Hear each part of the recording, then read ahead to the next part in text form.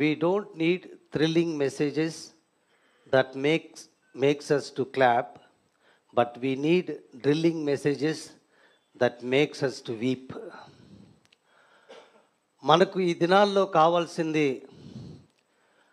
ఆహ్లాదకరంగా చెప్పబడినటువంటి సందేశము, తర్వాత చప్పట్లతో నిండిపోయేటటువంటి సందేశాలు కాదు, కానీ మన హృదయాల్ని తొలిచేటటువంటి, డ్రిల్ చేసేటటువంటి వర్తమానాలు కావాలి.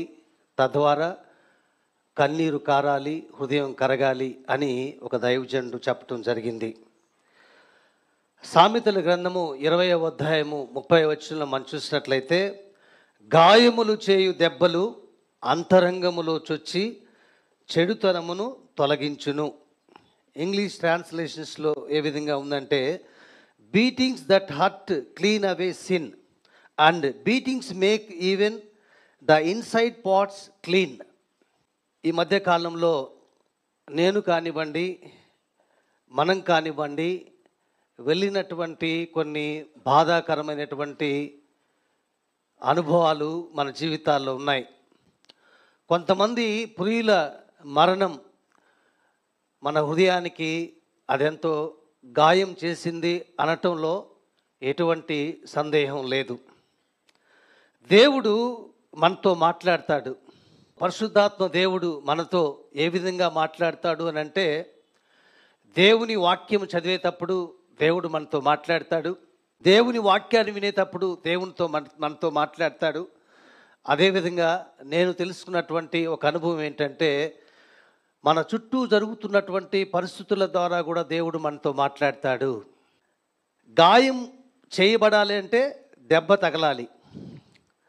దెబ్బ లేకుండా గాయం లేదు. కాబట్టి దెబ్బలు గాయాలకి కారణమైతే ఆ గాయాలు హృదయ మార్పుకి కారణం కావాలి. అయితే ఒక ప్రశ్న ఏంటంటే, నేను మాట్లాడేది భౌతికమైనటువంటి గాయాల గురించి కాదు, కానీ హృదయానికి కలిగే గాయాలు, హృదయానికి కలిగే దెబ్బలు, అవి గాయాలుగా మారి మన జీవితాల్లో ఎక్కువ ప్రభావం చూపాలి అనే విషయాన్ని చాలా ప్రాముఖ్యంగా మనం గమనించాలి.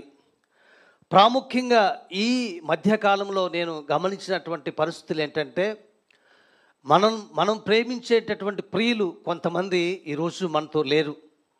ఇంకా బాధాకరమైన విషయం ఏంటంటే, కొంతమంది రక్షింపబడినటువంటి వాళ్ళు యాక్సిడెంట్స్ గురై ఆ మెసేజ్ వచ్చినప్పుడు ప్రార్థించండి, తలకి గాయమైంది, కోమాలో ఉన్నారు, ప్రార్థించండి అని మెసేజెస్ విని ఆ విధంగా ప్రార్థన చేస్తూ ఉన్నప్పుడు మరలా కొంత సమయానికి వారు చనిపోయారు అనేటువంటి వర్తమానాలు కూడా వినటం జరిగింది. ఇవన్నీ మన హృదయాలకి గాయం కాదంటారా?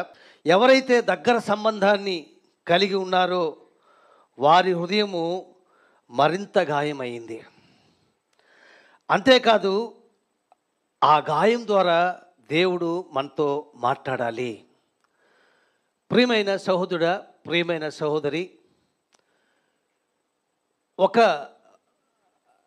పరిస్థితిని మనం గమనించినప్పుడు, లేకపోతే ఒక కుటుంబంలో ఒక దగ్గర ఒక కష్టం ఏర్పడినప్పుడు, ఆ కష్టము ద్వారా దేవుడు వారితో మాత్రమే కాదు కానివ్వండి, చుట్టూ ఉన్న మనందరితో కూడా మాట్లాడతాడు అనే విషయాన్ని మనం చాలా జాగ్రత్తగా గమనించాలి.